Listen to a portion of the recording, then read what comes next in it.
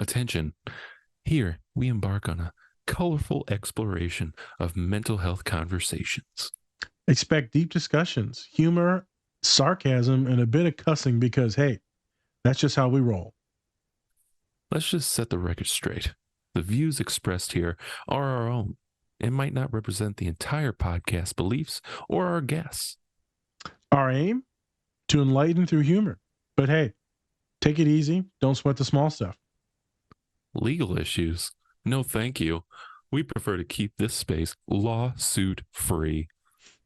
So gear up, enjoy yourselves, and join us in navigating the colorful world of mental health on the Different Spectrums podcast. Bye. Thank you. Hey, everybody, we back again. We back. Okay. Wow. I'm Spencer. And of course, we have our licensed clinical therapist, Nas. Hello. Howdy doody. Howdy doody. All right. This is the Different Spectrums podcast where we talk about movies, shows, and the mental health aspects that surround them. We also like to have some laughs, so don't take us too seriously. Or do. That's completely up to you. You almost forgot your line. Wow. I did. I was having fun listening to you. You're just thinking about that screen recording crap right now. I know I was listening to you. Okay, whatever you say. Yeah. Don't forget to run those likes for us. We'd really appreciate it. So today we have a very special guest. They are a communications manager as well as an active in the social work realm, as it be. Please welcome Ashley Wilson to the show.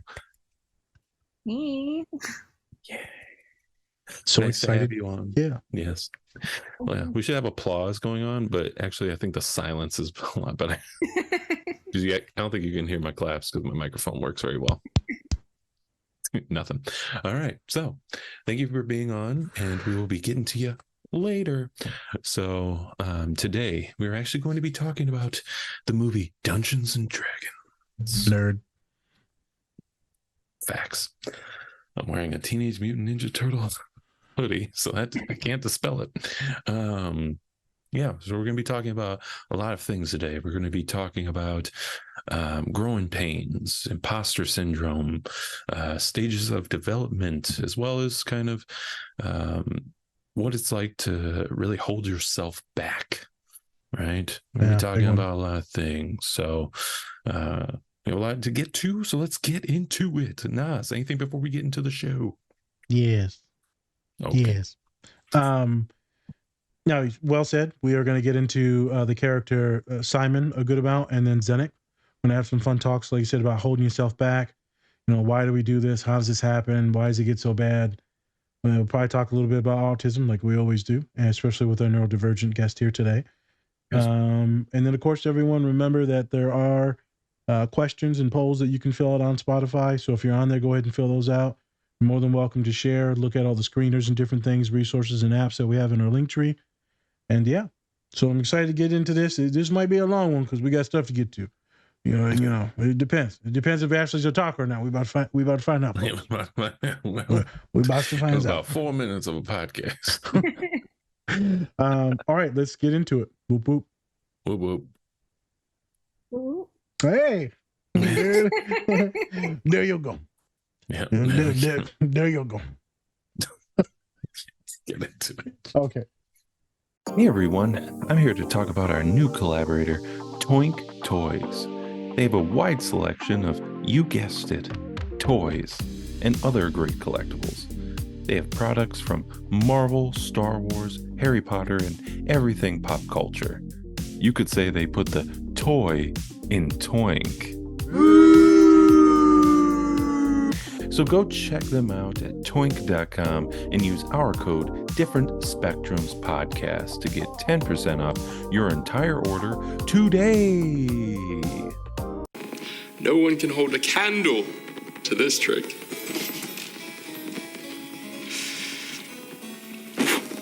How about this one? You people like the smell of fresh cut grass? Open it back. Smell that? It's fresh cut grass. My 5-year-old can do that magic. But can he do this? Abscess. Boo. He hasn't gotten better. I don't think it's about what he's doing up there. This is quite hard to be slightly blurry like this. You know, you want to be very blurry, but to be slightly blurry, that's the real magic.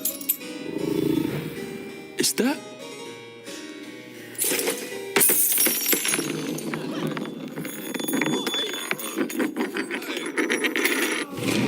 He's nicking our bits and bobs. That's it. It's not what you think. It's all part of the act. He's lying. Get him!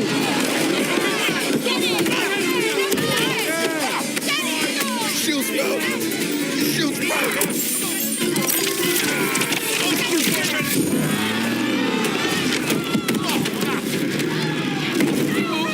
That wasn't a shield spell.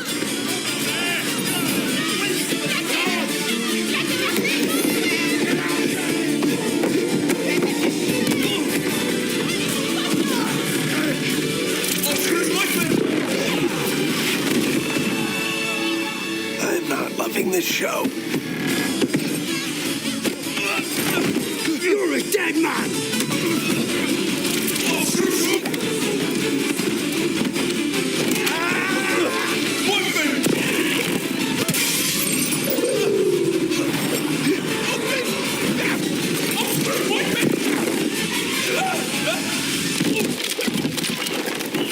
Simon? Oh, God. Staying for an encore? Get me out of here. This is where I leave you. Wish you every success on your journey. You're not coming? Would that I could. This is your quest. I have given you the tools. You must utilize them. Can't you utilize them for us? Because you're much better at fighting and strategy. Pretty much everything, but talking. Talking to you isn't great. In those instances where faith wanes and doubt waxes, I recall a tenet of the ancients. Okay. See you later.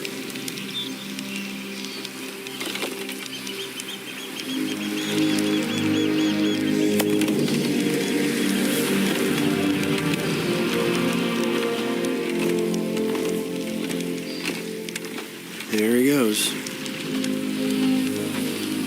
Just wandering off.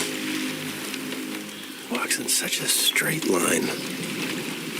Uh-oh, wait a minute. He's coming up on a rock. Is he going to go around? Nope. Go right over the rock.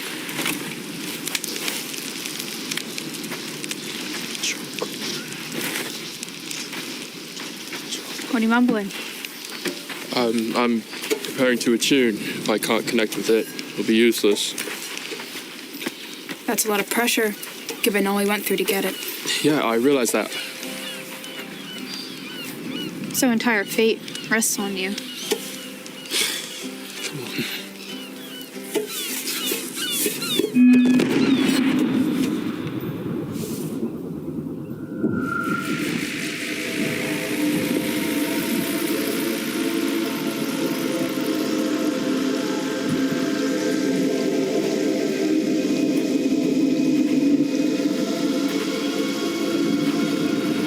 There he is, the great Simon Omar, sorcerer descended from wizarding blood. Who are you? Don't you know me? My name is Omar too. You're my great-great-grandfather.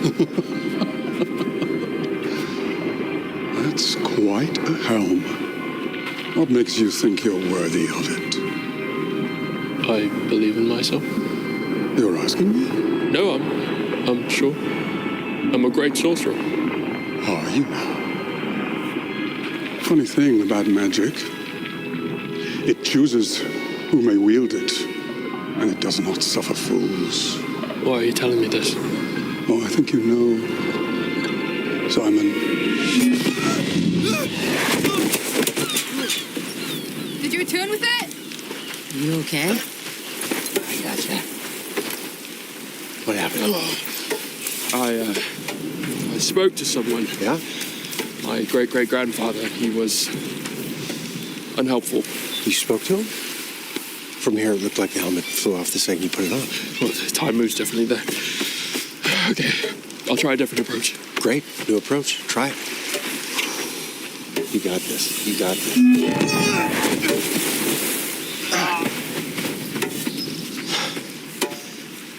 You're getting better. You don't fly as far. Stick with it. We have 6 hours till we leave for Neverwinter. You fail, I never get my family back. Brilliant. What is this place? A Harper's Sanctuary. But surely your friend Edgin already knew that. How do you know I was a Harper?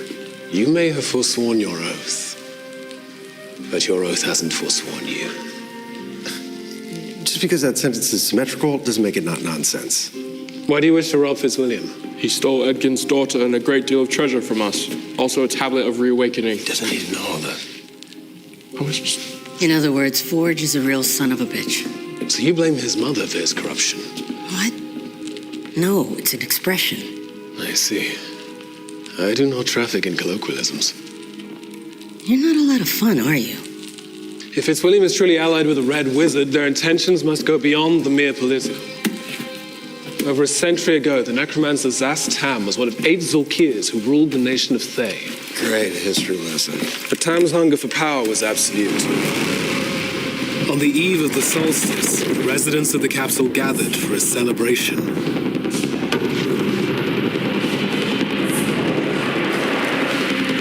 Unbeknownst to them, or his fellow rulers, Tam had a plan of his own to stage an unholy coup.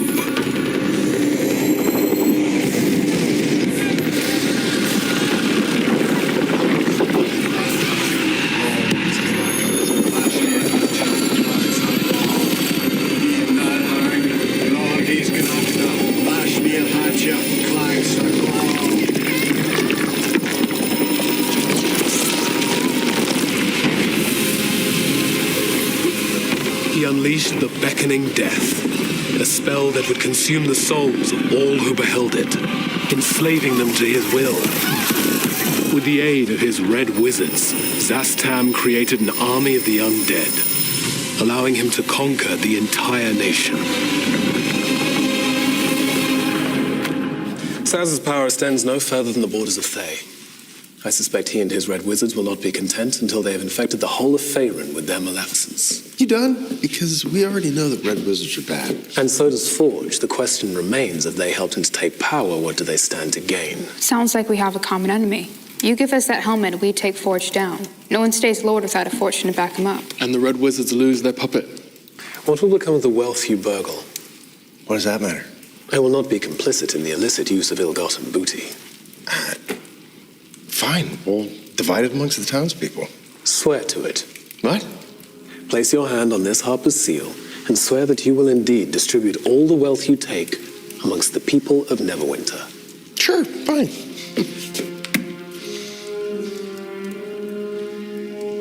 Go on, Ed. Promise you'll give Forge's money to the people.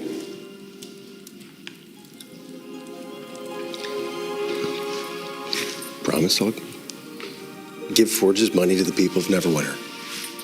Keep this. You may not yet believe your words, but I do. Yeah, good for you. Simon, hold on to this. Now, where's the helmet? In the bowels of the Underdark. The Underdark. Were you trying to keep it safe? Why would you put it down there? Because it is the last place that anyone who values their life would go. Sounds lovely. Quite the opposite. I know I was being ironic. I find irony is a blade that cuts he who wields it most especially. Yeah? Is that what you find? Zank? There is an entrance east of the Sword Mountains in the Crypt Garden. Hey everyone, before we get into the show, please check out our collaborator, Bubs Naturals. They sell a variety of health and wellness products, including collagen peptides, MCT oil powder, coffee, apple cider vinegar gummies, and other amazing products. Go to bubsnaturals.com and use our code DSP20 to get 20% off your entire order. And with that, let's get into the show. Hey everybody, we back again. We back. We back and we're live. All I can think of is Ninja Turtles right now. So was back as a turtle? We're turtling. Back as a turtle. We're That doesn't turtling. sound good. That's not what you We're want. turtling real good right now. All right, we're back. Is the ooze. All right, go ahead, This must be a long show. All I'm right. lost. I'm in the sauce. All right, I'll get back into it. So, like I said, We're going to be doing Dungeons and Dragons today, Honor Among Thieves. But first, let's get to our guest. So, Ashley, let's get to know you. Let's what are you all about, and how did you get to be on our podcast? I think that was a setup for a question. So I'll answer that first part, the second part first. But Dr. Nas reached out to me on social media in a very non-creepy way. It was a very polite DM telling me about the podcast. Yep. And it prompted me. I was completely interested because these are topics that I advocate for. So absolutely, I'm a neurodivergent. I have worked with neurodivergent children in the past in therapy. Currently, I am a communications manager for a nonprofit that works with mental health. And then I also have a coaching business on the side, working with people in mindset. And aside from that, I mean, I love all things fun. I feel like play therapy is like something that I'm super passionate about. I'm looking to go more into that in the future after I get my license. And Dungeons and Dragons. So I actually just had my introduction into Dungeons and Dragons recently. It was something that I've always been interested in learning about. And I posted a question on TikTok asking people, how do you play Dungeons and Dragons? And I honestly was overwhelmed with the response that I got. So I can understand why this movie was like such a big deal for people when it came out. And I'm looking forward to a part 2 potentially in the future. But that is not about me. That is about the movie. And I'm not sure where else to go from there. That's all right. That's all right. That's why we got questions. So people know, or they should know, that, you know, being a therapist, social worker, it's a very tough job. It's a very tough one because there's a lot of things you have to deal with. I kind of want to know, like, what made you want to get into this field that's, you know, not really necessarily all about glamour or anything like that. It's, you know, all about working with people. So what kind of made you want to get into this field? So interesting enough, after getting my first master's, which was in strategic communications, I actually did my thesis on, it's kind of an interesting topic, but how Fortune 500 companies were using diversity and inclusion training to pretty much like overcome lawsuits more so than to actually help people with their issues. Believe it. That they were causing. And I looked at how those industries, especially like tech, were affecting people of color specifically. Mm-hmm. So once I found out the reasons why many of the Fortune 500 companies even needed diversity and inclusion training, that's what my specialty was training and development. Mm-hmm. One, I had came up with the idea of using virtual reality as a training tool. Okay. To put people in other people's shoes. So that way you would be able to put on a headset and you would experience what it's like for somebody in those environments of a different culture than you. Mm-hmm. What I realized by the end of my research was that I did not want to help Fortune 500 companies overcome their lawsuits just by creating a program that would temporarily fix a long-term problem, but rather help the people who these challenges were actually affecting. Okay. So makes sense. That is what kind of flung me soon after I came out my first master's. I went back for a second master's. Okay. In social work. So that was what it was. And then it was outside of that. There were just a bunch of things that I had experienced in my life personally. I've lost siblings to substance recovery. I've experienced that in my other family. Mm-hmm. So there were just a lot of different cultural issues, societal issues that I just was like emotionally attached to, where it was like, I want to do something, I'm not able to do enough. I feel like by being a trainer or just simply by doing training and development for these type of corporate companies. So that is actually what flung me into social work, was because I wanted to put the boots to the ground and be able to help people either micro or macro. Yep. Makes sense. Yeah. Makes sense. Is the family cool that you're a social worker? I know a lot of folks are like, oh, you're a social worker. They're like, you're going to be poor the rest of your life. Did anyone give you any shit for that? I don't have any social workers in my family, so Okay. no. I come from a family of teachers and a family of nurses. Oh, well, Yeah. there you go. That makes sense. It was, I got more slack when they thought I wanted to be a graphic designer. Which That I makes still You're not do. helping people. Well, hey, look, one graphic at a time. Yeah. I feel Yeah, that. no. So you got a bunch of teaching and folks doing pedagogy out there. You're just doing it in a different way, right? And trying to help people mentally. Okay. All right, nice. I'm sure Spence might ask it, but I was going to ask. Neurodivergent, what does that mean for you? Does that mean other like mental health things, or is that being on the spectrum? What is that for you? And then how long have you known that or been diagnosed or self-diagnosed? Okay, so ADHD has been something I have always suffered with. Or I don't want to say suffered with. It's not really something that I would say it's something I have Dealt with. It's something I've dealt with, but it's also very entertaining at times because I laugh at myself for a lot of things that I know I struggle with. And my mom struggles with the same thing. So there's just been certain times where we may have seen something that was like, it might have been for medication or something. It's like, oh yeah, I fit into those boxes, but I don't think I'm taking medication for that. And then I am on the spectrum as well. I am later in life figured out that I am diagnosed with that.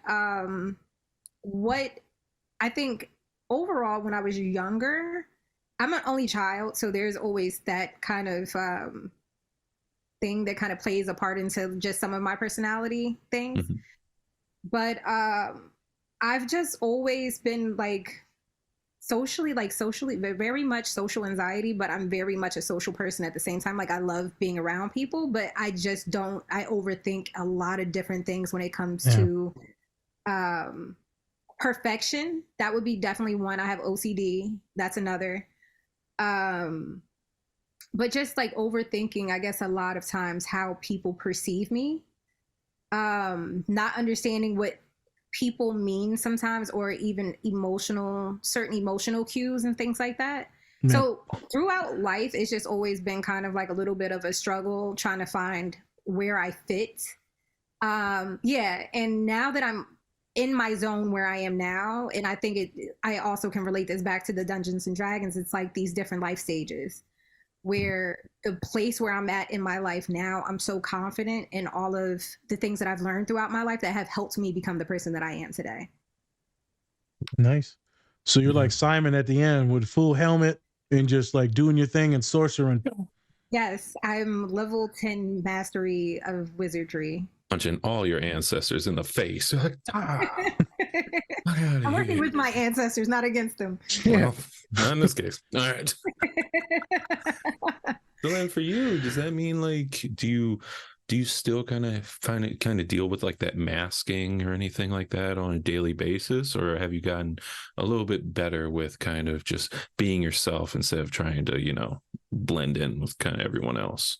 I would say I still have moments of masking, just because there are those moments, I would say, where there are these movie moments where there's like where a person is talking to somebody and then it just kind of pauses and then the person is like talking directly to the camera. I have those moments all the time. Like talking in this very moment. Yep. I do. And it's, for the most, like I have come to the point in life where, like I said, I'm able to just laugh at the things because I find them funny myself. And I don't take anything too serious. Good. And I think that is the biggest part, is that a lot of times we are our hardest critic. A lot of people beat themselves up because of things that they wish that they could change about themselves. But strength-based, if you're able to kind of like work with what may be a challenge, it might actually be a strength. Mm-hmm. Yeah. It can get weird, man, with the masking and being just awkward or just different in general. And we get lost. And like you said earlier, you'd be driving or you'd be walking somewhere, right? And you just in some other place. And you're like, what the hell? How did I even get here? So that's some of the ADHD, some of that's the autism. We'll just kind of dissociate. And I'd be like, I don't even know how I got to work. Did I run that light? I don't know. Did I hit someone? I don't know. Did I hit someone? I might hit someone. Yeah, you never want to hear that. Not that part. We're looking for a blue key. Like, oh no. I don't know who How it did I was. end up with this red key? Well, Yeah. Yep. I'm telling you. Well, I'm glad you're on the show today, and hopefully you can be as unmasked as you need to be, because we ain't judging shit. Everyone usually unmasked pretty well. Most podcasts that people come onto, they're usually pretty masked up, super professional, being like trying to super articulate. You can be articulate if you want, and obviously certain points we will be on the show. But it's been nice knowing that everyone says, I can unmask on this. I'm like, yep, you can do your thing. If you end up talking about some random ass shit, it's fine. Yeah. We have smart moments, but in actuality, we're pretty dumb. We're pretty dumb. Yeah. You're always smarter than somebody else, so that's all that matters. Hey, just a little bit. Hey. Always. I can hear my father saying, "Man, you ain't that smart, boy. You ain't dumb. You also well, no, you're dumb. Yeah, you just dumb." My father will get lost in words, and he'll just be like, he'll say something, and then he'll morph it into something else. I'm like, thank you. Hey, I am so proud, but sometimes you are so disappointed. Like, what? Yeah. Wait a minute. How did that? What? You just like all the bad parts of your mama. I'm like, oh my goodness. Like, it's my birthday. God. I'm 9. Like, what is this? Jesus. Right. Yeah, we're gonna have some fun with this when we talk about Yes. Simon. Yes. Spence, you got anything else for him? No, I think we're good. I think we should get into Dungeons and Dragons. Let's do it. Yes. So just a little Spencer, I had a theory, and this could be the first time. I probably should have prepped you for this. Uh-oh. I would like you to introduce what the movie's about, or the scenes, not all of them, but like kind of wrong. Kind of wrong. Okay. But like not good, not well. And so we usually articulate everything that kind of happened and all that. Because the last time we did Lilo and Stitch, it was so funny because you're just like, they're aliens. Right? It's just people walking. Yep. I thought it was very funny. And so I figured maybe moving forward, should have prompted you for this, is that you do it, but wrong. I'll try and I'm going to overthink it. All Yeah, right. I know. You'll just be like, Thanks a lot. Squidward. And now nobody knows what the fuck I'm talking about. Great. Do whatever you want, man. Do whatever you want. I'm sorry. Cool. Why would you give me the option and then say, do what you want? Do it this way. Actually, don't. Thanks. Well, you'll probably fuck it up no matter what now that I've overstimulated Appreciate that. you. Yeah, I'm glad. This is really professional. Thank you. So this white guy, are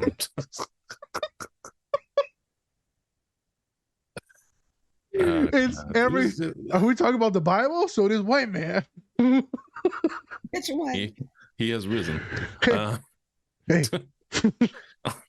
And there goes our religious followers. We just got canceled. Oh, okay, good. Hey, good. Hey. All right. So this is pretty much just a movie version of the game Dungeons and Dragons, right? Yep. Pretty simple. It's in the title. Don't have to really go further with that. But it's pretty much about Edgin, who is who lost his wife, and now he's trying, and then he lost his daughter because he went to prison for a few years, and then so now he's on this quest to find this tablet that'll help resurrect his dead wife, which, let's be honest, in every movie when you try to resurrect a loved one, doesn't work out well. Not usually. Harry Potter, they thought about it, didn't do it because it would have been bad. Yep. And so they're on this quest, and so we have all of these different characters that are in it. It's just like a game of Dungeons and Dragons. Literally, they're on this quest. You have different characters, and then you also have you're trying to defeat this evil witch or whatever, the red robes or some shit. Yeah, just the red watched witch. it. Yeah, Red witch. All the witches always red. What is this? Why is it always red? You can't even have no yellow witch. Blood, I don't know. Yellow witch. This the green. This the green witch. This the green one. I know this, and that the white man, and this the green witch. White man, green witch. You know, white man. Hey, you know this. You know that's how you know it's gonna be a good movie. I'm sorry. I haven't talked to him in 7 days, so I'm revved up. I'm Great. hot. I'm glad. I'm steamy. It's all good. It's all fun. It's all fun games. Yeah. So it's all about them trying to rescue Edgin's daughter and then save the land or save the world from pretty much being zombies. Yep. Pretty much. That's pretty much it. That's what it is. And then there's the trials and tribulations that everyone goes through, right? Their own little sub stories. Yes, and they did a good job within like 2 hours, kind of giving everyone like their own little backstory and kind of fleshing out all the characters. That's why I thought they did a really good job on. And then they kept it with the comedy. It's also a comedy, so that also helps too. You know. Yep. Then you got Michelle Rodriguez. Who doesn't love Michelle Rodriguez? I'm telling you.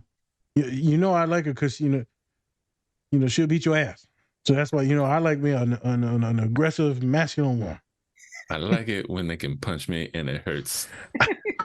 I want you to carry me into the bedroom. I want you to be stronger than me. Right? I just want to see some shoulder striations. I feel like I'm pushing a shopping cart. Look like a Muppet pushing a shopping cart. I loved her. I love how like she's insecure though about like that guy that she left or something like that. Wasn't he like super Bradley massive? Cooper, which is hilarious. I thought that was a great cameo. Yeah. It was so good, this movie. Unexpectedly good. Very surprising. And you kind of wish it made more money because it was so good, but like I understand why people were kind of hesitant on it, especially with Dungeons and Dragons, because it's a role-playing game and some people kind of find it a little complicated. I think at least I kind of from an outside glance, I'm kind of like Dungeons and Dragons seems like you have to have a really good imagination and everything like that. And I'm just like, I don't know. So it has to keep your attention. You could be a dungeon master. You could be. I could be. Just be like, you died. Dead. Story over. Let's go home. How you kill all the white people? that's the only people who were playing. My bad. Yeah, true. Sorry. I feel like if you play Dungeons and Dragons has expanded. A lot more people have been playing it, especially you see a lot more people on like YouTube or like Twitch and things like that. They do live streams with Dungeons and Dragons now. It's becoming a even more popular thing than it was before. So it's coming more mainstream, I should say. More mainstream. You playing Dungeons and Dragons, just letting you know. On a 750 point scale of autism, that's 0.1. Like you 750. Yeah, you come in my office talking about I just got left the game of Dungeons and Dragons. Homie, you're neurodivergent. I don't know what under that umbrella you are, but you're not right. You're not right. What's the movie from Life? You can't get right. You can't get right. You can't get right. Oh, we just got so canceled. So it's all right. Ashley laughed. You canceled too now. We got you. Yeah, that's right.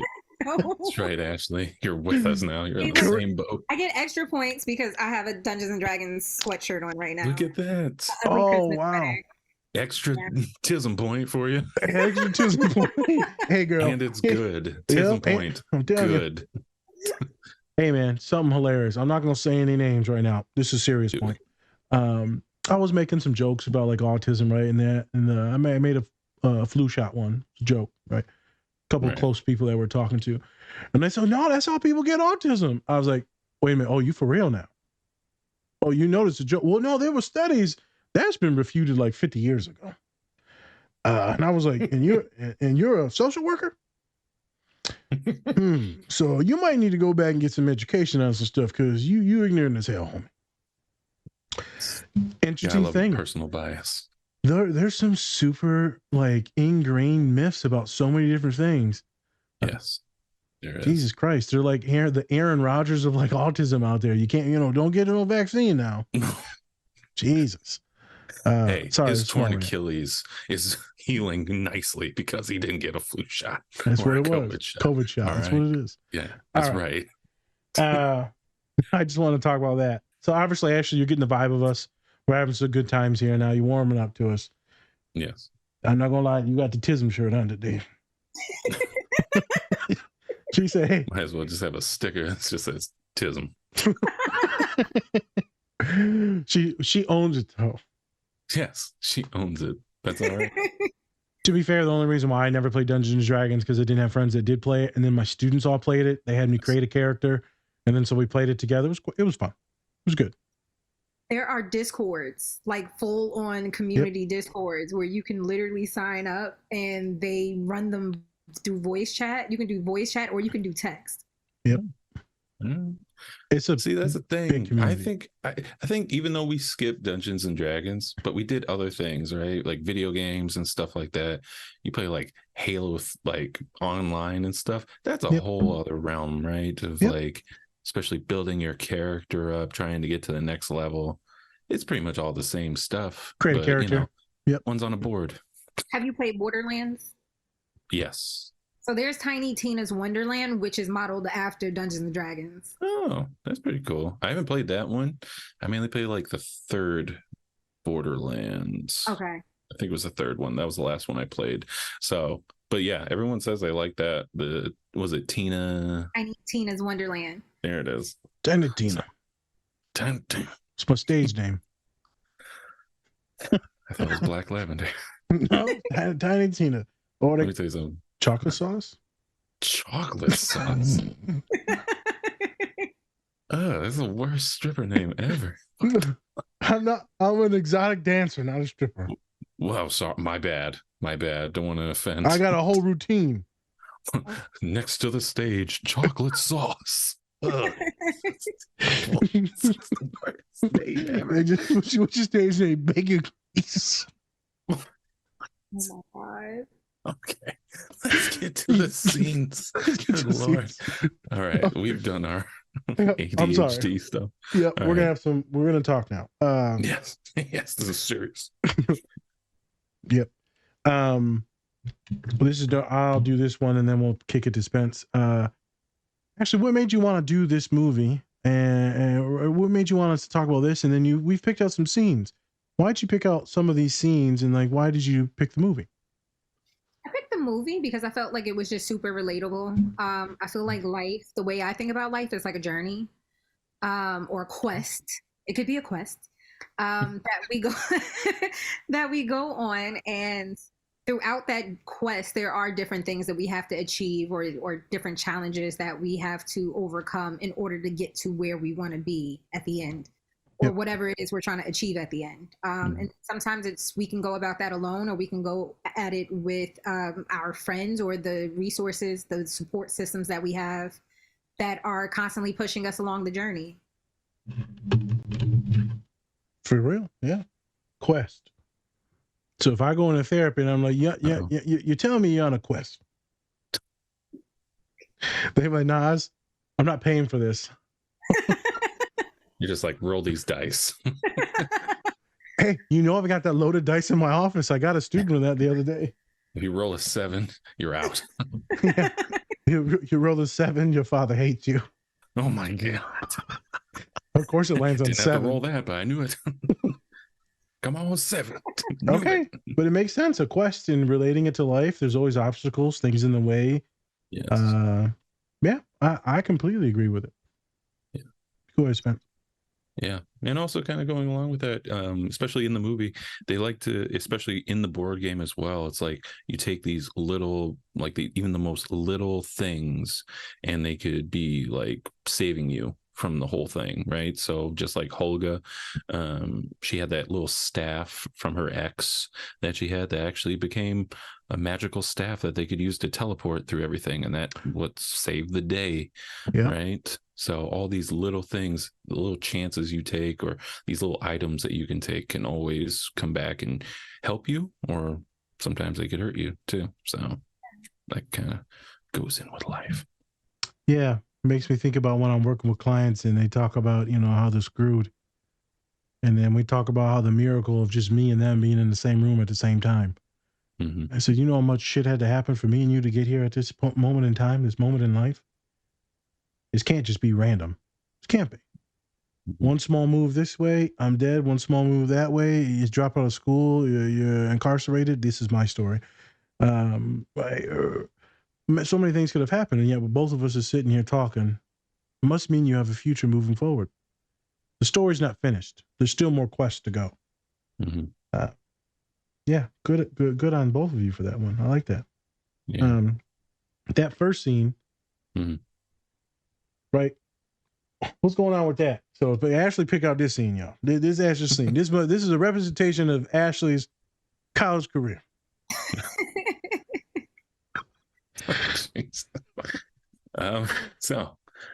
In this scene, Simon, who we met in like the first part of the show, he's reintroduced, and he's doing all these like little magic tricks and saying some bad jokes at the same time, having a show, right?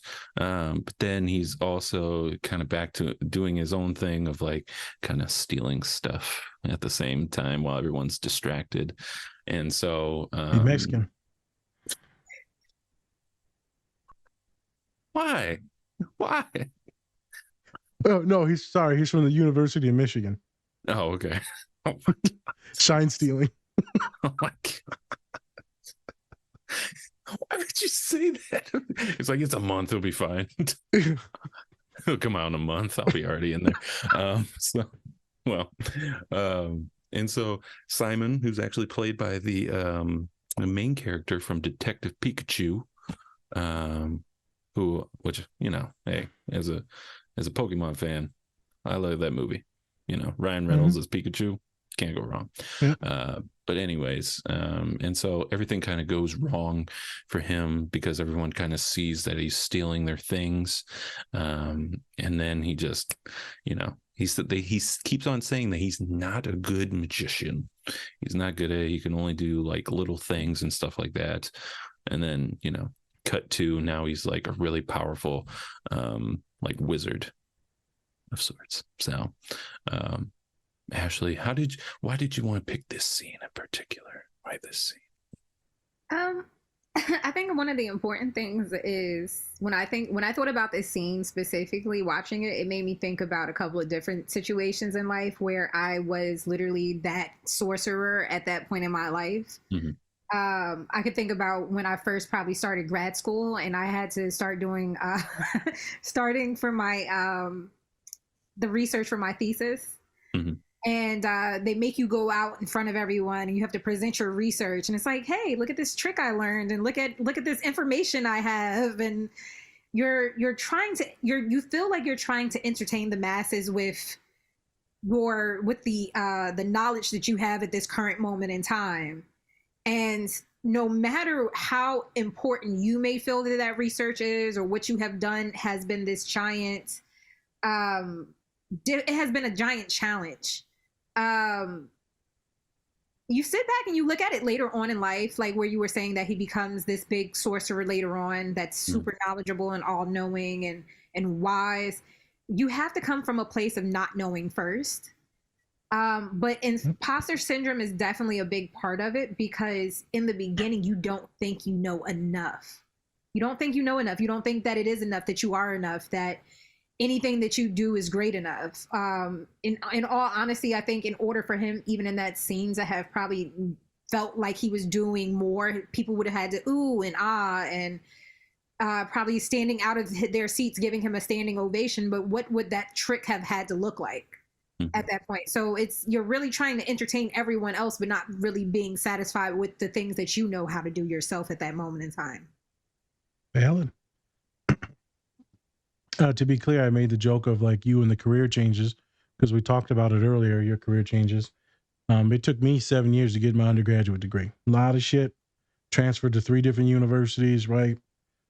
Got expelled from one school. It was a lot. And then you get the master's, then you get some jobs, and right, it's just a lot of changing my entire life, a lot of changing. And so this imposter syndrome stuff, this scene, messing something up, trying, and then, I'm gonna do this one thing. Oh, damn, we stuck on the ceiling now. Okay. So I don't know how the hell I'm gonna get out of this one. And then, right, that feels like life for a lot of us. A lot of mistakes. A lot of mistakes. But if you said, the growth mindset and they're just all learning experiences, right? But you don't think that when you're starting off. You just think that you suck. Yeah. You never get it right. You're never going to do it right. You might as well quit. And so if not for him and his friends in this quest, probably would have quit and never became this sorcerer, right? This wizard. Because he would always think that he wasn't good enough. Because the vision that he saw is that he's trash. So what's he do? He puts on these shows and he's pickpocketing folks because you've given up on some of your dreams. You're giving up on some of your dreams. So I like that he has a good story arc, Spence, but I feel like many people can relate to him screwing up like this. The other scenes where he becomes like the full wizard and all that, got the powers of doing cool shit. Maybe not a lot of people can relate to that because they're not there yet. Right? When is that? And some people, like even me, do you even know when you are there? Like when you've arrived? Do you know? I don't know. I was talking to my father today. So this is pretty cool, man. He's like, what are you talking about? So we got this doctorate now. We getting ready to go interview for one of the biggest jobs in the United States. And they said, it's pretty cool. You getting ready to go with me, drive into town with me? And I said, there's no way me and you thought any of this shit was going to happen. He said, oh, of course not. I remember telling my father years ago, when I first got my MSW, I'm like, this isn't worth shit. I'm looking at the jobs. The offers are bad. The jobs are tough. And then now you're living in that full reality of having a good life. But I'm about to be full wizard. Full wizard. And I think the other thing, even just kind of breaking down, I'm really into symbolism, and it's like the sorcerer also kind of represents like the magician, the idea of the magician. The magician is us at our highest peak being able to create the world that we want for ourselves. Correct. And I think basically whatever you pour more into yourself, whether it's fear or if it's, confidence, you'll go in either direction. Just like how, I guess even in the movie, we'll get to that part later about the red sorceresses? Yes, I believe so. He could have became evil. If he had went in a different direction, he could have became an evil sorcerer, but that's not what he chose. He chose to, follow the good, the things that his family had instilled in him, the things that he had learned from his friends, the things that he kept close to him as far as his values and his morals were concerned. Even though he was stealing, he was a thief. But as in the movie it says, honor amongst thieves, not because normally I think the saying is there is no honor amongst thieves, but in this one there is a code to follow. Yep. Hey, if you got to steal, obviously I ain't condoning no one stealing nothing, but grew up poor, and so there was some stuff that was going on. People were stealing and reselling stuff, right? I grew up around that, so I ain't knocking no one, but if you're doing it just to mess around and get your jollies off, I don't approve. But if you got to do something, hey man, watch out, be careful when you're stealing these days. There's places where you can go ask and get food, or if it's clothing, stuff like that. So I ain't shaming no one for stealing now. So with the sorcerer though, he was just trying to live, talk a little bit of shit. And then, you got to take someone's watch, Spence. You got to take someone's watch. Shouldn't have been wearing that fucking watch. This is your fault. You victim shaming. Why'd you wear such a nice watch today? Hey, if you wore it because you wanted me to steal it. So. I know. Everyone, this is obviously sarcasm. Look, we're going to be having a attention intro for the beginning of every podcast from now on. So now we won't be having to have to say that every 10 minutes. Correct. It's just a joke. It's just a joke. We did go. Great scene though. Yeah, and I think there was another scene with Edgin where after Simon realizes that he can't use the helmet, like they're ready to give up, ready to stop, and then Edgin, and then Simon goes like, why do you not just give up? Because and then Edgin says, because you have to keep on failing, and once you actually do give up, then that's the ultimate like fail, right? Like that's it. So you always have to kind of keep on trying, and even though you fail most of the time, there could be that one time where you actually do succeed. And so it's like a lot of people that do want to give up, that's sometimes it might feel like the ultimate failure for some people, right? It's like they have to keep on trying and keep on failing in order to even try to feel that, that you're successful. So, I mean, everyone has like those stories in their lives where you're at your lowest and it feels like you can't get lower. But you know what? There's always something that could make you go up in whatever it is that you do. So yeah. It's not a loss until you've actually fully given up. And there's a difference between giving up and pivoting. Yeah. They're like, oh, well, now you're bullshitting us. No, I'm not bullshitting. There's a difference between pivoting to something else that is more prosperous than the thing that you're doing. Because maybe your talents are being wasted or misused in this one area, or maybe it's just not clicking and there's all these other things. Well, I don't want to do those things because they're stigmatized, or I may not make no money in that. You ain't making no money in the shit that you're doing because you don't like it. And you're not about to pass this class, and you're depressed as hell and suicidal. So we could do the shit that you actually want to do and maybe build on that strength, like Ashley said, strengths-based, and actually have a good, successful career, or just be happy, even if it's just momentary. All right. So this second scene, this is, what's the second scene? Is it when the wizards were talking to each other? So this is when Zenek is talking about kind of believing in yourself. And then, of course, Edgin has to so he was part of this this kind of like brotherhood, I guess, of where like you're very honored and everything like that. And then it turns out that Edgin actually stole some of this treasure from these people that could track the treasure, and then that's how his wife got killed and things like that. So he was kind of dishonored in that way. And then so now we're in this like scene with Zenek, and he asks him to put his hand on this kind of like, not Bible, but it's kind of like that group's like Bible in a way, right? And so he said to swear to him that to not steal. You can't steal any treasure. You have to give it back to all the people, and you have to swear on it. And he's like, I swear to do it. I swear to do it. Put it on your mom's finally name. Kicked in. Yeah, put it on your mama name. I'm like,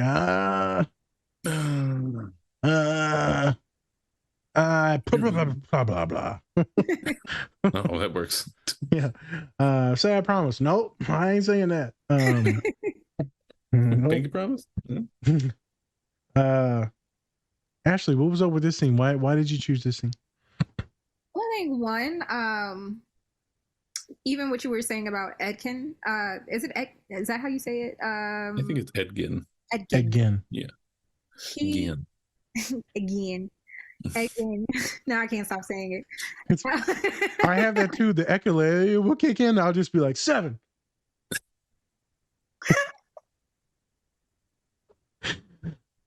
I quite love sometimes Ashley. I have to say things a couple of times in order for me to like pick it up.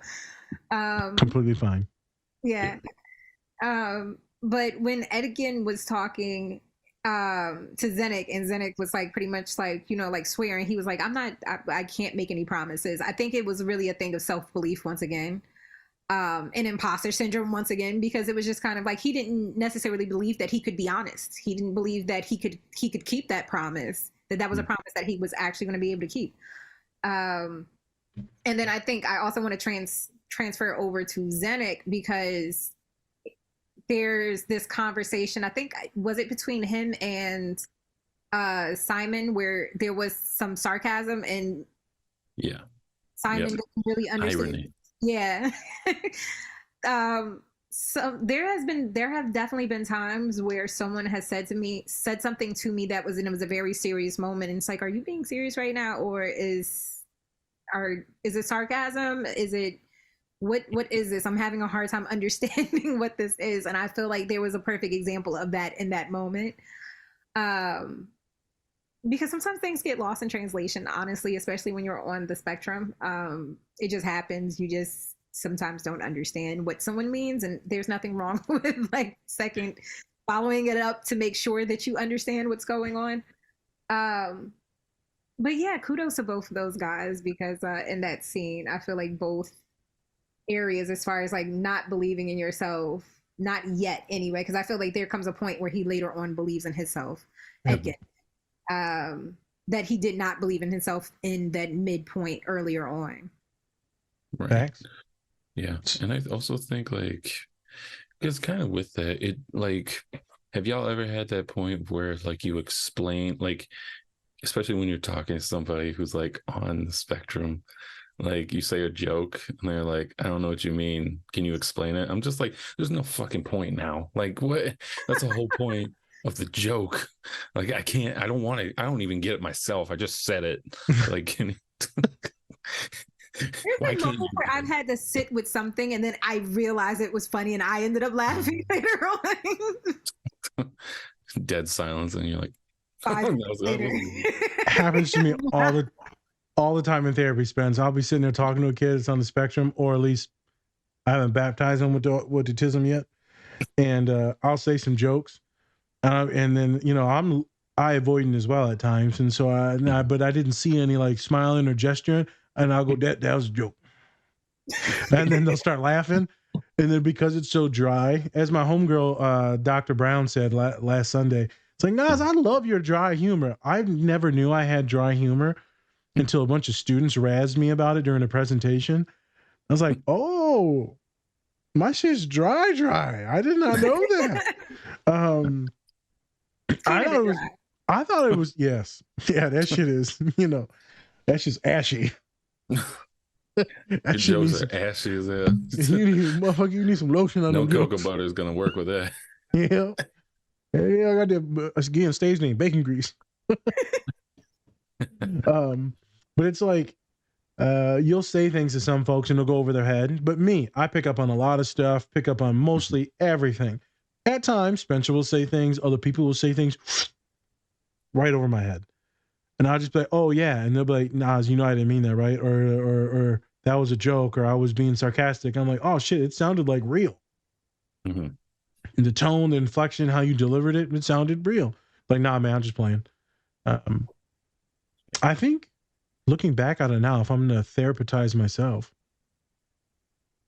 I think I quite often get overwhelmed with people that make a lot of jokes and that are being like too fuddy-duddy. And I'm like, bruh, like, can't you just be real? Can't you just like sit? And why do I have to fucking decipher everything with you? It's too much. Fair. I remember telling my nephew this. I was like, bro, I can't fuck with you because you just talk too much shit. You talk too damn much when it comes to just all this. Well, you're always saying this wild stuff.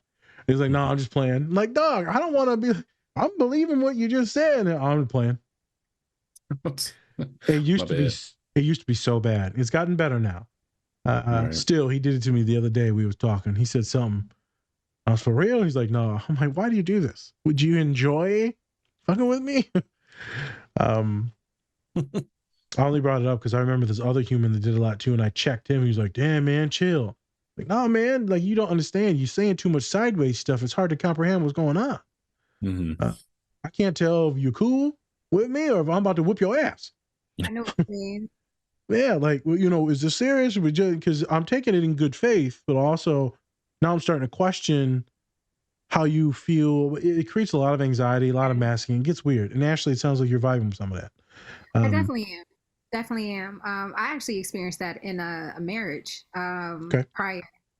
But that is the reason why it was a prior marriage and not current, because there was a lot of that going on.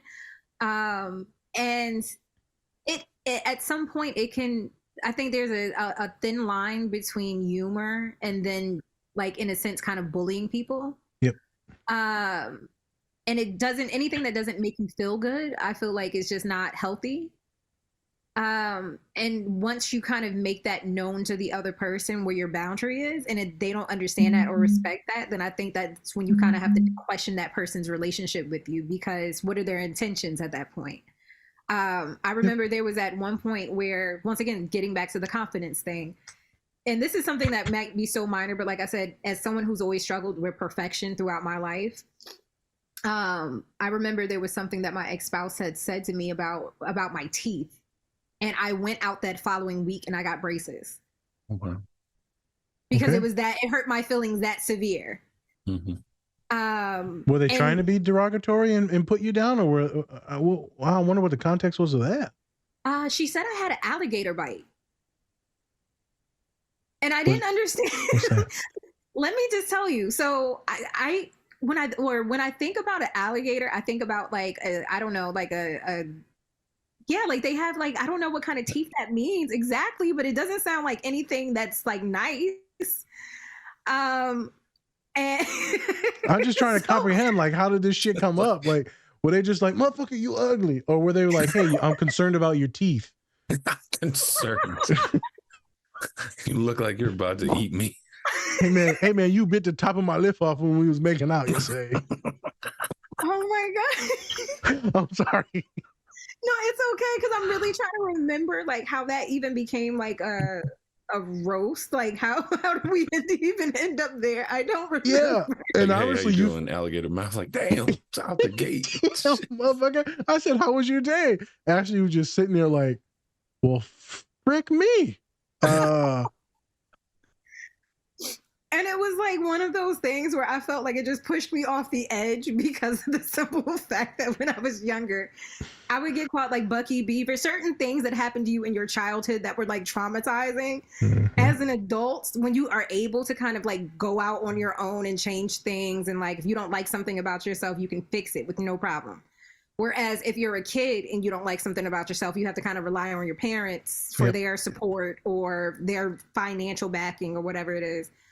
But it was just like little things like that, like my little insecurities. I felt like she picked at everything that she knew I didn't like about myself, even if it wasn't something that was like drastic or something that needed to be changed, but she knew it bothered me, and that was the reason why she did it. So that's not good. That's not good. So it was just completely unhealthy.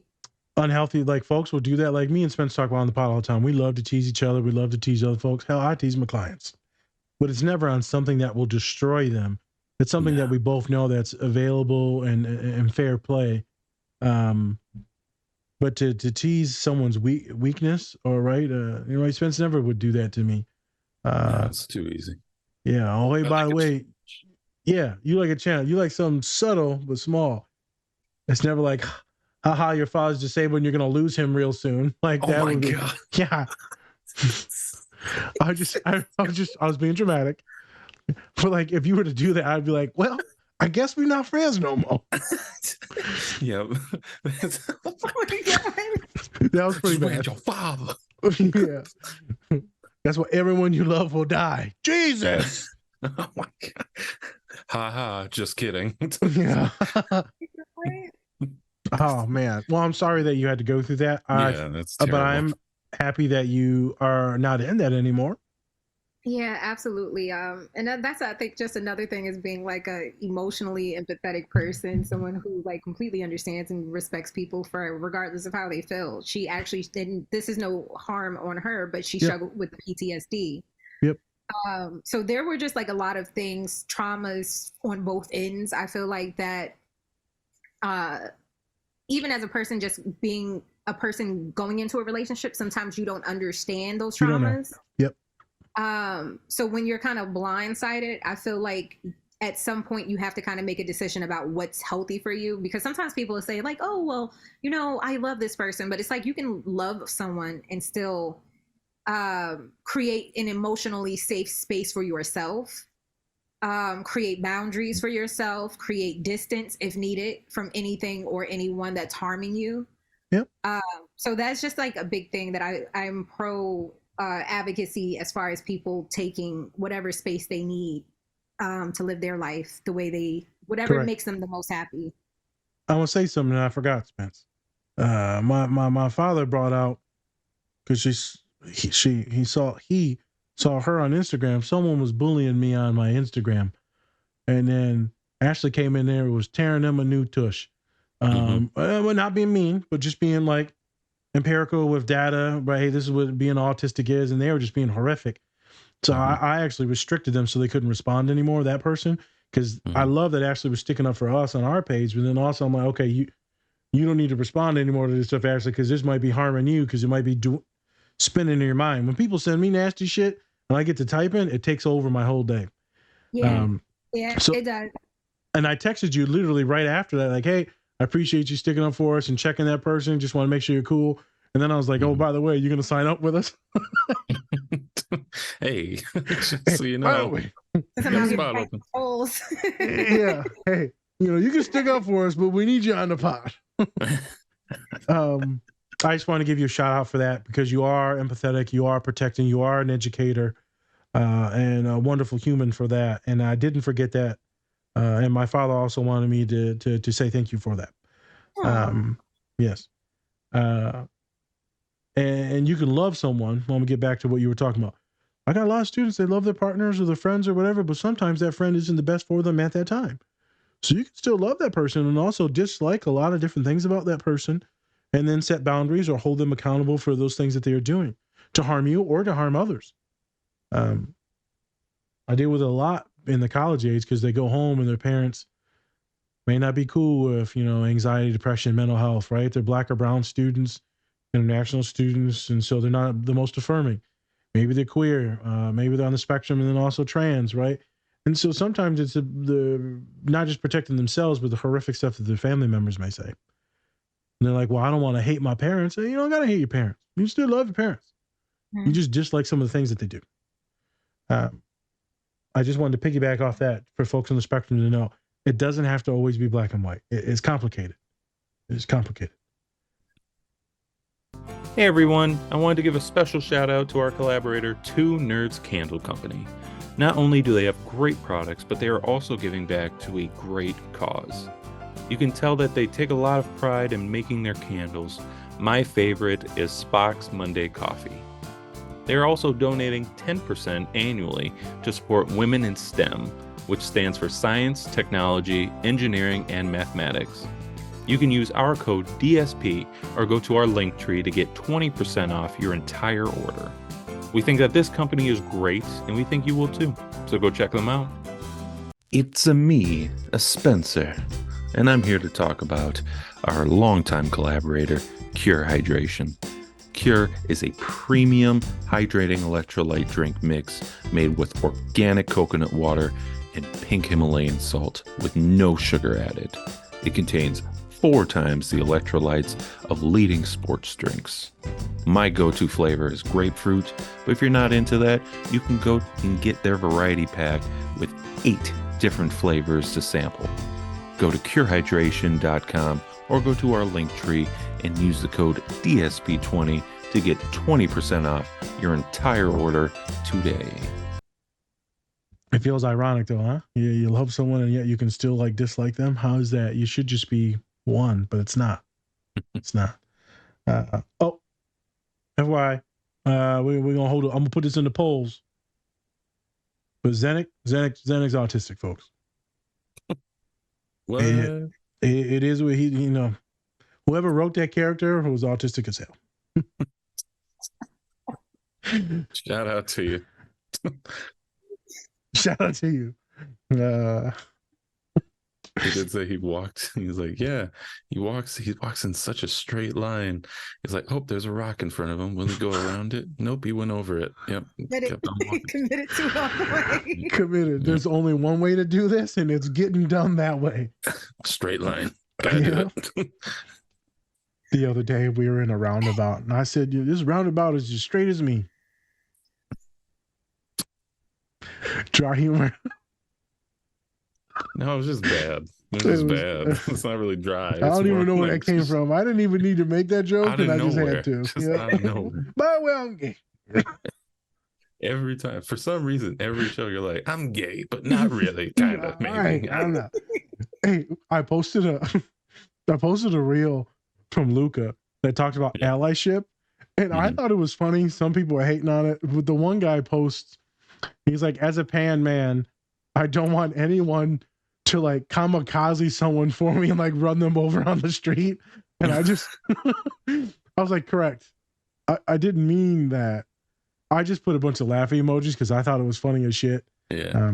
They got a ton of likes, but like, it's supposed to be a metaphorical representation, not a literal, I want you to like run someone over, dude.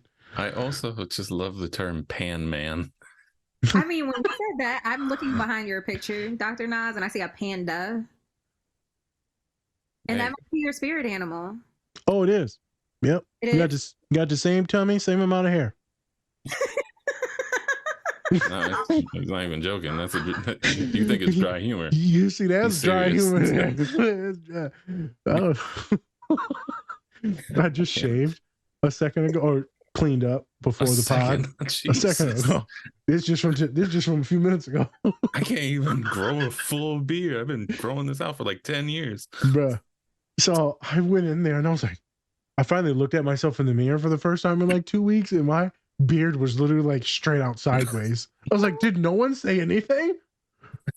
Y'all let me walk around like this? I just had an interview. Sometimes your friends, when you look at yourself in the mirror and you wonder why your friends didn't say something, you're like, are they really your friends? But that's the thing though, right? It's like, am I just gonna be like, you know what? I'm gonna let him live his life looking like a big ass hobo. Yep. I was looking like Hagrid from fucking Oh my Harry. God. It was bad. I looked at Colin. Colin's one of my homies. And he came here and we were walking around Target with the baby. I was like, dude, we look real homeless right now. I said, let me hold your hand real quick. They think we gay. Oh, I love a cute gay hobo couple. Weird, because his beard was all out there. It was fun. All right. And just so you know, Colin, he's a big boy. He is, and I'm not talking like he's muscular. Yeah. So if those two are holding hands, no one's gonna talk shit at all. No. They're gonna be like, good for you. They're gonna be like, hello. We walk in the store, we love gay people. And I'm like, shut up. No. Okay. Where are we at? We got lost in the pudding. I think we're getting to the third scene. The beach scene. Yes. So this is a scene that I picked out. Yes. Why? I thought it was a good representation, metaphorical, literal, about you getting ready to do something. Mm-hmm. And your mentor, family member, teacher, professor, they shit on you. They tell you, you're not meant for this. This isn't good for you. You shouldn't do this. It's akin to when you're reading the book or books on like Malcolm X and how he was super, super, super smart in elementary school. And they said, well, you could never be a lawyer. Well, why? He's a little tiny kid, doesn't understand racism yet. Well, because you're black. And then completely diverged and he gave up in school and started becoming a little bit more unattentive and ODD, oppositional defiant bullshit. But that's how he started acting. When you tell people these things from a position of power, so you're my great, great, great grandpa. Well, that holds weight. If it's your parents that tell you something, that holds weight. If it's your partner that tells you something about your appearance, your intelligence, your career, whatever it is, that holds weight. There's power in those words from certain people. And I thought this was a wonderful scene because of how demonic it can feel when people degrade you. Now, if you want to make suggestions or edits or refinements, but then also put some good context on why you're doing it because it's coming from a good place, awesome. But his grandpa in here, himself, not his grandpa, it's like, you suck, go away. Now, you could be thinking to yourself, well, Mom, I have coaches like that. I have other people. They're just trying to push you hard. What's it called, Spencer? Tough love? Tough love? Yeah, tough love. Yeah. I don't know if tough love is the best version to go for someone on the spectrum because they're going to interpret it as a very literal thing, and they're gonna be like, oh no, I suck, I'm a piece of shit. I don't know if they're gonna be able to read in between the lines like, oh, they love me, so they push me hard. I'm not always a big fan of the tough love thing, unless you're being very specific on this is what's going on and this is why I'm doing it. After that metaphorical ass kicking, mental kicking, then you come and tell me and gas me up afterwards, and we have a debrief session, and we talk, and you provide mentorship. I've had that with many of in my athletic experience, whether it be high school or collegiate. Right? They grind and grind and grind, and I'm like, well, they hate me, and then afterwards, they're like, now I'm doing this for you to get better. You're being a complete fucking idiot on the field and in practice. You need to do better. You have too much talent and you're wasting it. I'm like, oh, okay, this is real love. You just made me run 60 fucking sprints after practice. Right? And you're like throwing footballs at me while I'm running, but you know, I'm being dramatic. That didn't happen. Well, you're offensive lineman. You can't catch anyways. Yeah, it's true. They just hit me in the head. It's like Napoleon Dynamite. All right. So that's why I picked that scene. Ashley, share your interpretations of this scene and Grandpappy. Well, one, the beginning of this scene is what I love, is where Zenik is just kind of walking in that straight line. We were talking about that before. Where he's just kind of like he's awkward. Everyone knows he's a little awkward. But he does not care. He's not fazed by it. He's walking in his strangeness, and he's not turning back. He's not. The one thing I loved about that scene too was that he didn't turn back around not one time to look at them. Not one time. He didn't care about what was going on in his past, because all he was focused on was what was ahead of him. And then as far as the oh my God. Grandpa. No, you gotta say Grandpappy. You gotta say Grandpappy. Grandpappy? Oh yeah, that was terrible. Yeah, never say more that again. Southern draw on it. Grandpappy. Grandpap. I bet boy Pat. Is it the Peppy or Pappy? Pappy. I don't think we're saying it right either, to be fair. We're probably just canceled by like a whole bunch of Southern by bells. default. Yeah. Continue. I'm sorry. It's okay. But I think one of the major part of that scene was Simon letting go of, I think I had written down for that one, was it false beliefs? Yeah, letting go of false beliefs. He had all these ideas in his head already about like that he wasn't good enough, and that his family didn't believe that he was good enough. That his magic wasn't where it needed to be, that he wasn't the sorcerer that he wanted to be. He let that all go, and then that was when he was able to step into his magic and step into who he really was as a person, by putting all of those thoughts behind him as far as what everyone else was thinking. Because I think a big part, even one thing I love about cognitive behavior therapy is letting go of false beliefs. This idea that sometimes we have things that we put in our own head about ourselves that, even if hypothetically speaking, if other people maybe believes in those things, there's no evidence supporting that those facts are true. Even like, for example, I can think of a couple of things, like even in school, in grad school specifically, that I probably did not think that I was good enough the first time or the second time around at different points. And there are those points where, as earlier in the movie, where you may want to give up, but it's that resilience that kind of keeps pushing you ahead. And that because you're just kind of at that point, just kind of being stubborn about it, just like, you know what, I'm not giving up. I'm going to keep doing this. You keep telling me that I'm not good enough. I'm going to keep proving it. And actually, I can think of a couple of times in my career where that has happened to me. There was one point where, because like I said earlier on in my career, I have a art and design degree. So I was working for a magazine publishing company, and a guy told me, he was like, well, I would hire you full-time. I think I was a contractor at the time.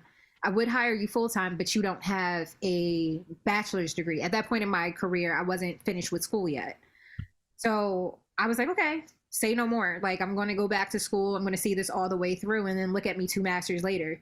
There was another situation where I was at one point when I came out of high school. So let's just talk about confidence for a second. When I came out of high school, I had a 1.9 GPA. Ooh. I had a 1.9 GPA. My school, my counselors, they didn't suggest me looking at colleges. They were just kind of like, you should probably just look at work. You could probably go to community college. That was an idea. But at that point, I didn't really know what I wanted at that point. I knew what I enjoyed doing, and I knew that what I was not naturally talented with, which I struggled with throughout my entire life, has been math. I was working as a makeup artist. I went back to school after high school and I went and got my license in skincare. I was working for a makeup brand, a big makeup brand, and the district manager told me, I asked her how would I, like, if I was interested in working for the brand's like public relations department, how would I go about that? And she was like, oh, sweetheart, you would need a master's degree. And she said it so condescending, like it was just something that was completely unattainable to me at all. And I was just like, you know what? I'm going back to school.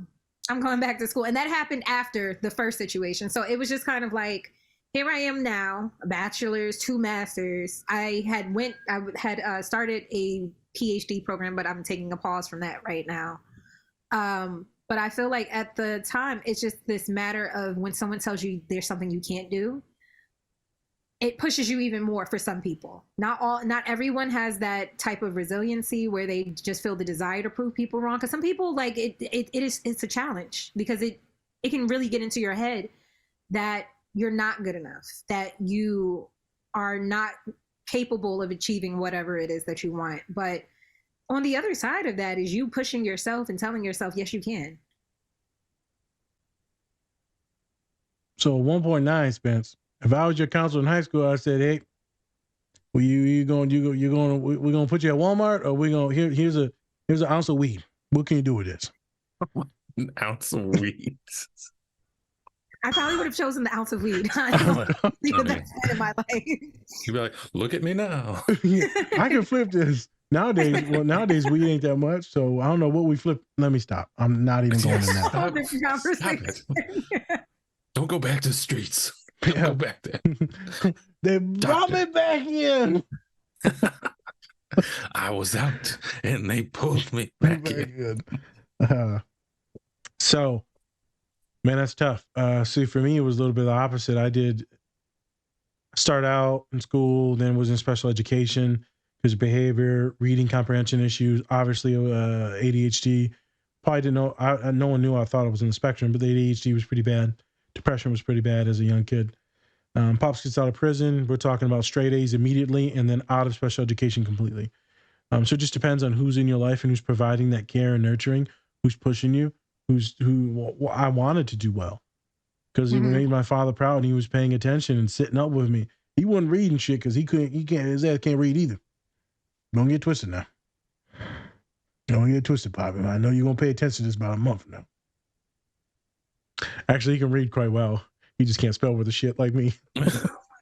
Glad you're getting this all out. Yeah, I'm getting it all out now, you know. And so life just turned around immediately. So I graduated in high school with like really, I think it was like 5 in my class. To be fair, when you in the school in the hood and you know, so you know, as long as you ain't slanging dope in class, you probably gonna get an A. Like when you beat your teacher up in class, right? I mean, it's a thing. But I did well there. Went to college and it was tough, but I was still doing well. Quit football. It was a long story. And a lot of people looking at you in derogatory ways. I think I brought it up with Dr. Brown on the last pod. It's the way certain people look at you. They're like, oh, honey, oh, you know you're stupid, right? Or you know you're poor. Or you know you'll never do that. I remember one time my uncle, we were in the car. This is in Grand Rapids. And I just got my degree. And he's like, oh, you're going to do your master's? Good for you. Or like, he said something and it was the most condescending way. And I actually checked him. I said, why'd you say it like that, man? He said, what are you talking about? I'm like, no, man, it sounded funny when you said it. Like, I know you look down on us, man. Maybe I was being in my own insecurities, but it sounded funny because you wouldn't say this to no one else because it's to be expected that they get their degree. To me, it's like, oh, good for you. It just felt bad. Yeah. Fast forward, that dude's, and I know you'd never hear this, but that uncle's a piece of shit. And a straight up narcissist and sociopathic at times as well, too. many things I disagree about that human. And so I know I was right. No one's right when it comes to that derogatory put down. Like, why would you say something like that? So you think I can't do this? The wonderful thing is I've had a lot of people that thought I could do it. And they gave me a lot of attention and said that I had something special, something different than everyone else. That I can connect with so many people. That I was kind and funny, and then my size allows me to be feminine at times. And so the good parts that they loved about me, they never knew this, was the autism. That's what's fucking hilarious to me to this day. The things that people loved about me was the autism. They didn't know that because everyone thinks of autism as disability. It's like, you know, rocking and spinning, nonverbal, not being able to communicate, high needs. So I wanted to bring that up. Just because someone tells you can't do it doesn't mean that you can't. Absolutely. So, two things. He said, Simon, I believe, why are you here? You think you can do this? He said, I believe in myself. I can do this. He's like, you sure? He said, it's something for fools. Right? Being sure of yourself is for fools. Or like, right? He's like, you're a fool, most likely. You can't do this. You're not in the big leagues yet. I feel like that's the own inner battle that most of us have in our head, which is AKA imposter syndrome, which you talked about earlier and throughout the podcast today. But I thought that those quotes, if people go back and look at it, I believe in myself, and this is just the suffering of fools. It's things to look at. It's going to make a really good reel. All right. Let's transition to this last scene. And Ashley, I'm glad that you rolled with if you come to me with a 1.9, I'm like, shit, you out of luck. And the thing was, like, during that time, like, I came from a household that had substance abuse issues. Yep. So while I was also taking care of a parent, I was also working 2 jobs while I was in high school. Grinding. So it was just kind of like work was all I knew. As far as like, you know, being able to provide for myself. And I wasn't, what I was doing bad in school with specifically were like topics that I just had no interest in. My art classes, my English courses, my drama classes, all of those classes, anything that involved the arts, I got A's in. But it was math that I felt like I was just stupid. Like, and even now I joke about it, but like when it comes to math, like I can do basic math, but I am not by any means like the type of math we were doing in high school. Absolutely not. Yeah. You got the dyscalculia. And even in college, I got lucky that I was able to do, because normally they make you do like, what is it? Either 1 math and 2 sciences or two maths and 1 science. I was able to do the 2 sciences and 1 math and be done with math for my entire college career. In my math course that I had to take, they found a course that was the history of math to put me in. Plato said 1 + 1 = 5. Hey, you know. Right. It was like, instead of learning, like, well, I learned the Pythagoras theorem, but I learned about Pythagoras. Like, so it was literally that was how the math course was structured. It was just kind of like how the Egyptians used the pyramids to tell time. Damn. And can you do it? What's magic numbers? I'm not sure if nobody's ever used that before. No. It's literally how the Egyptians used math back in the day. There you go. Yeah. And you put numbers into like a giant like chart, and then they equal other numbers magically. So I guess I'm a magician too in some ways. There you go. You got the magic. Smart motherfuckers. Egyptian math. Egyptians are Africans. Just making sure that. Yes, yes, they are. A lot of folks are like they're Arab. Yes and no, they're Africans. I actually saw a video today where they like had this theory of how they made pyramids, and everybody in there was just like, "You're stupid. No, that's not how they did it." It was great. Every comment was like, "No." Hey, so stupid. That's what it is. I would love to see that video. They used they theorized that they used a big magnifying glass. It was huge. It was a huge magnifying glass to like dry up like sand and turn into cement. It's just so stupid. Hey, You know, these days you'd be surprised what people believe. Aliens. Hey, that's real. Yeah. Yep. Yeah. Zombies, that's real. Zombies. Zombies real. Like what kind? Like fast ones or slow ones?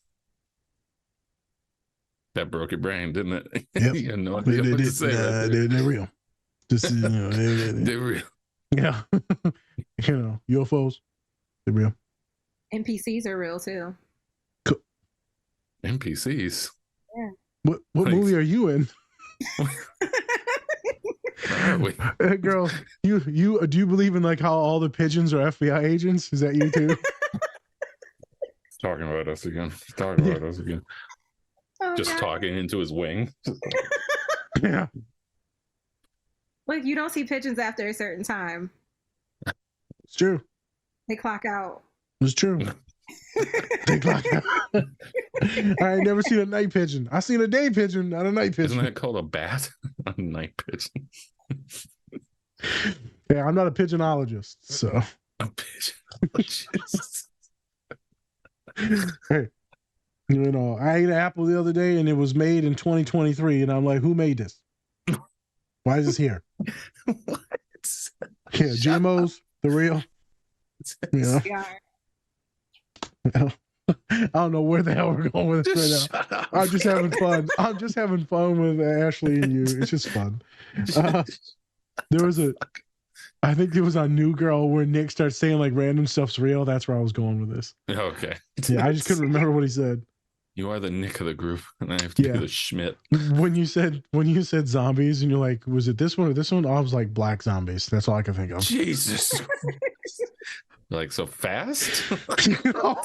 Racism. You said that. Well, zombie, they're based off the ethnicities of the people that they, turn. Why are we getting into this? Okay. Just leave it alone. All right, we're done. The last scene. We don't even have to describe it. It's really just him talking to himself and then coming to this full fruition of becoming the Sorcerer Supreme. What is that from, Sorcerer Supreme? That is Doctor Strange. Yep. Doctor Strange. Nerd. Real quick. Sorry. Ashley, what's your IG name? Oh, Strange Wonderful. That's what I thought. And so earlier when you said strange, I was like walking in strangeness. Like it's not a bad thing. Plug. Yeah. Walking in your strangeness and accepting it and moving forward with it. I feel like all of us are doing that here on the pod. Everyone that comes to the pod does that. They walk in that strangeness. I feel as counselors, social workers, friends, we walk in our strangeness and we allow others to do that as well. It's what we call affirming care, right? And validate and affirm folks. And it also, just to kind of touch on where the name Strange Wonderful came from, it kind of touches on what you said earlier about the things that people liked about you. They didn't know it was the autism. That is where Strange Wonderful kind of comes from. It's the idea of things that are different that are also wonderful. Yep. To other people, it might be strange. It might be something that you can't quite put your finger on. Something that might even be a touch odd just compared to what the norm is, but it's a wonderful thing. It's a wonderful experience. It's something that I wouldn't change if I could change it. It's this miraculous thing. In all honesty, it's magical in its own sense, because there are things that I feel like I probably shouldn't laugh about that I do laugh about because I find them funny. My mom, like I said, she's whether she agrees with me or not, as a therapist, I personally believe my mom is on the spectrum. She has dark humor. She has very dark humor, and I find her extremely funny, but I know the average person would probably think, okay, that's dark. Yeah. But it's funny. And it's not necessarily like anything harmful, anything that's like grotesque, but it's funny. It's fine. Yeah. It's we're in your strangeness. There you go. Yeah, people always said I was different, and now I see why I was different. Go figure. It gives you a new appreciation for being on the spectrum. Yeah. And we were talking about the last scene too. Just in reference to him kind of having that conversation with himself, I wrote down fears for that part, because it's really overcoming your fears, overcoming all the things that people told you that you couldn't do, all the things that you had already put in your head that were not possible for you, possibly. And just kind of overcoming all of those things, because it can be really, I feel like fighting yourself can be a really difficult thing. Because the average person, like when it's someone else, it's easy to kind of be like, I don't like that person, but it's harder to say, I don't like myself. And the reason I don't like myself is because I'm hard on myself and I don't believe in myself. And over time, it's one of those things where it can either defeat you or it can turn you into the greatest sorcerer that ever existed. And even it's just interesting enough, Spencer mentioned Doctor Strange. It's one of those things, even with Doctor Strange, I feel like in the beginning, he had something that he hated about himself as well. Yep. And he had to lose a part of himself, which was his hands. He had no mobility in his hands. And he was able to kind of turn his weakness into a strength by turning it into something else that he had to kind of focus all of his energy into, which was using his mind. So our fears, whatever it is that you're afraid of, a lot of times are and it leads into another scene that we were going to talk about possibly, but the things that we are afraid of a lot of times are something that are no bigger than a little voice in the back of our head telling us that we're not good enough. Ashley, let me ask you something. A personal question. Why haven't you given up in life? Life has been hard and tough. Why keep moving forward? I think about it as moving forward for me is once again, it comes back to this idea of a quest, a journey. And I have like a bunch of tattoos. Okay. My last tattoo I think I got was a pirate on my leg, and it's like me as a pirate. Jesus.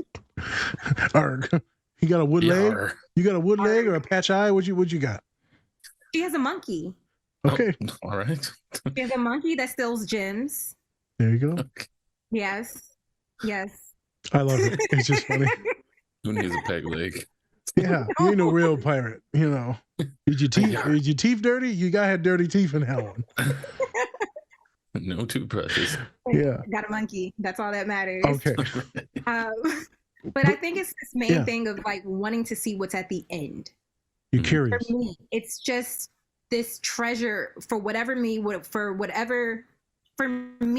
that treasure is. And it's something that's an ongoing thing because that treasure may always change.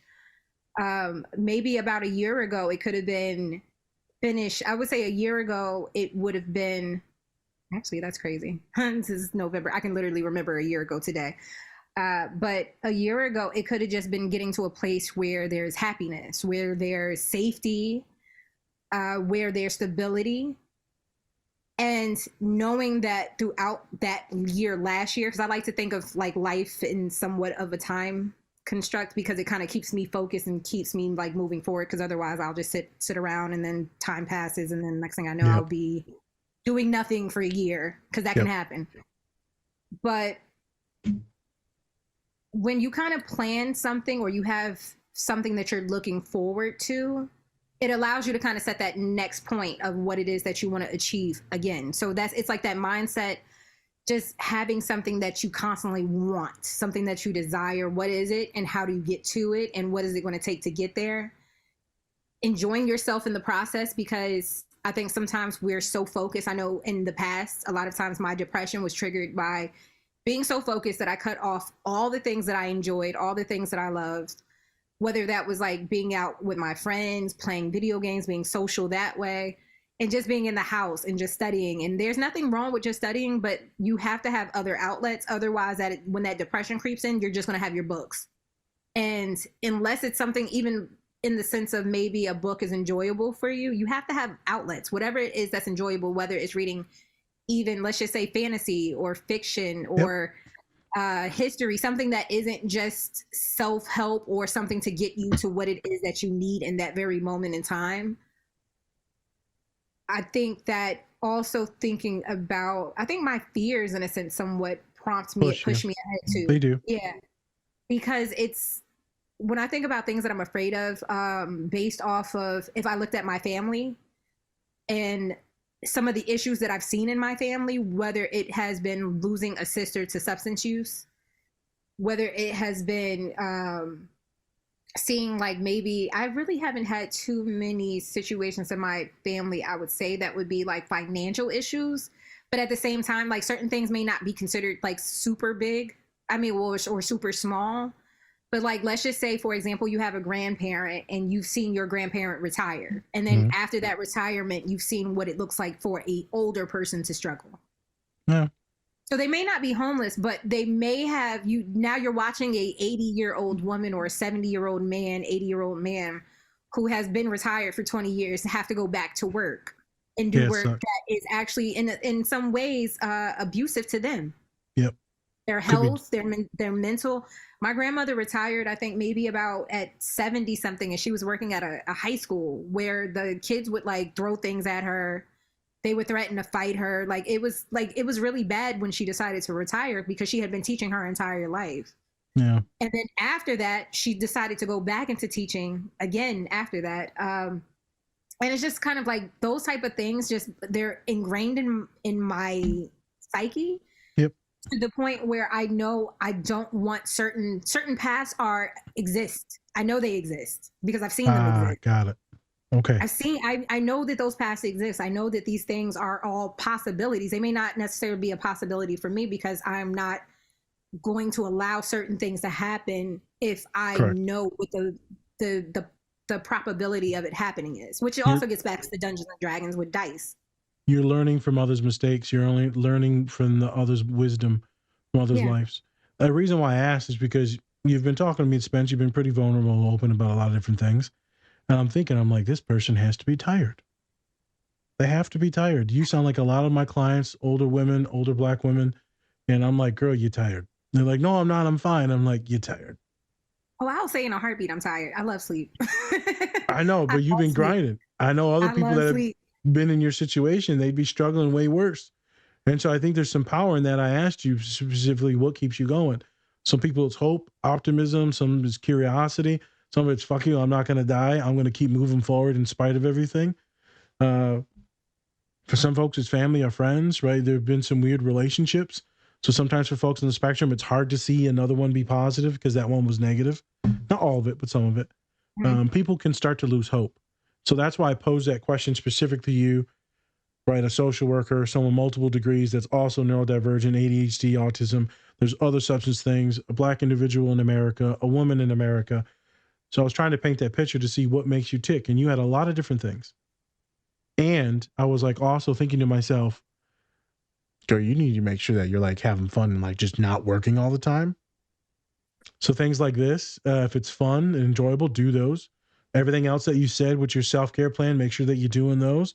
Because eventually you're going to get so hyper fucking focused like all of us do. Like you said, the depression comes. High functioning depression and people of color is astronomical.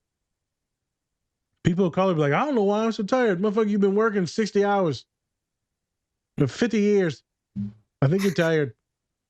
And that's why, even for me, my outlet, when I'm not like outside, which I'm not now that it's cold outside, I do not like the cold, is playing video games and watching movies. Like I love fantasy and different series. So spending time with loved ones, that's another thing. I have 2 cats that I absolutely adore, and making sure that I get sleep. I do not skimp on the sleep. I love sleep. Okay, good. I am a sleepy girl. When you said sleepy girl, I was just thinking of like someone just like, what was it, the narcoleptic lady and Deuce Bigelow, where she fell asleep while throwing the bowling ball? Jesus, that was a tism moment right there. Yes. Yep. So I wanted to bring in some real stuff into the pod and not just the scenes because I was paying attention to your story. That last scene, like you said, puts together a lot of different things and come into this full, strange, wonderful self. And then starting to use all your superpowers after you obtain some things, but you only obtain things through quests. As Spencer talked about earlier, failure. This magnificent thing in life, this teacher, this educator is failure. It's not something to run from. Kobe Bryant said, this is one of the main things that you should appreciate in life. Always enjoy the journey, especially the difficult ones, because you will learn so much from them. Sometimes in the history books, we don't actually learn from our positives. Our wins, we don't even know why the hell we won. We always know why we lost or messed up on something. So I want to preach again what Spencer was talking about in the beginning. Failure can be a teacher. It can also be a fucking motivator. It can also be a depressant as well. So you got to have people in your corner.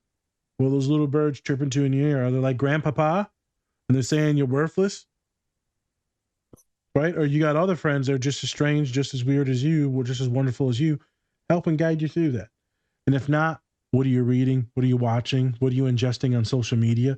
There's certain ways to get these positive vibes that me and Spencer have talked about on this podcast over the last 2 years. There's ways to seek support. You just said if you're a Dungeons and Dragons person, there's an entire community on Discord. There's places to find things. So if you're listening to this podcast, now you know about Ashley, you know about D&D, right? There's certain things to find to go figure out what your quest is. And then actually too, there's something interesting I want to, because I'm not sure if you're aware of this, but I had a random conversation with quite a few people on TikTok about Dungeons and Dragons. When I asked the question, because I was just curious, like how did people get started into playing Dungeons and Dragons? Like as a person who's interested, who doesn't have friends that play this game, how do you get started in Dungeons and Dragons? Yeah, what'd they say? Oh, I got like an overwhelming amount. It was like 20, it probably is at 30,000 at this point right now of responses of people who actually, I started like reposting all of the responses that I got. But a couple of people, it wasn't just one person, it was like a couple of people throughout this mentioned that some people use Dungeons and Dragons for therapy. And it's because they're able to work out some of their traumas through playing this game, creating fictional characters. Yep. Like narrative therapy. And it was something I had never thought about. And it was just kind of like, I was a little like taken aback when they said it, because I was just like, I don't know how I didn't see that as a, like, as a concept, as something that people actually would do. But I know even like games like Animal Crossing, there are therapy groups that use Animal Crossing as a game. Yep. And it's just like a beautiful community, honestly, from what I've experienced so far, because you can literally create a character that's either based on yourself or based off of the person that you wish you were, and the skills and the qualities that you wish you had more of. Yep. So it's like that narrative therapy thing that I do with a lot of clients for severe anxiety, a lot of autistic folks, eating disorders, OCD. We were talking about D&D, and it reminded me of Homeboy from the guy that died, Eddie, that we did a podcast on from Stranger Things. Yeah, Stranger Things. Wasn't that they were talking about Dungeons and Dragons? Didn't they have that club? Yep. And they thought that they were the killers because of Dungeons and Dragons was polluting the youth. Because it was like satanic and stuff like that. Or they thought it was satanic. Small town shit. In Indiana. So yeah, there you go. Yeah. It just made me think of that, Dungeons and Dragons, and how Eddie ended up being like the sweetest human. But he ended up having all these different traumas and different things, right? But a good person, good heart, and then rest in peace, Eddie. Rest in peace. He's a good one. Hopefully, he comes back as a vampire. You think? Or a zombie. That's what they said. Like some people were theorizing that he might come back because there's like a vampire in D&D, and like technically, like he was bitten by those bats or whatever. Yep. So like maybe he'll come back as like a vampire or something. I don't know. We'll see. We'll see. Probably not, but. And he was a part of the Hellfire Club, right? Yeah. He was the leader. I mean, well, the Hellfire Club, this is a little geekdom, but Hellfire Club is also connected to Batman, isn't it? Is it? I believe so. There was a Hellfire Club, I think, in DC. Oh, all right. I have no idea. I got nothing there. I got respect for Ashley now. It's grown. It's grown. She a nerd. Yeah. Whenever Spence gets stumped. Actually, it wasn't DC. It was Marvel. Oh, there you go. But they were. It was a whole crew of them. Oh. Emma Frost was actually a part of the Hellfire Club. Oh yeah, Emma Frost. She turns into like crystallized like skin and shit. There you go. Yeah. I like my women like I like my diamonds. Crystallized skin. All right. Well, on that note, Let's wrap it up. wrap it up. All right. Ashley, what are your plugs so people can check out all your stuff? Okay, so on Instagram, it's Strange Wonderful. On TikTok, it's Strange Wonderful. On now we have Threads. I love Threads. Threads is like my new like home base. Strange Wonderful on that as well. And then my website is healingbeing.org. On there, you can find out anything about connecting mental health to spiritual practices. So whether you're looking to connect more with your higher self through meditation or yoga, you can find that on my website. Awesome. Okay. Yeah. And I'll make sure to link all that in the descriptions, and it'll also be in all the posts that we do moving forward. So your name and all the tags will be out there everywhere on everything that we touch. Okay. Yep. Go.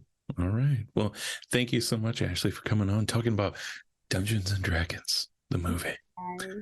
Yeah. Hopefully we'll have you back another time. I would love to.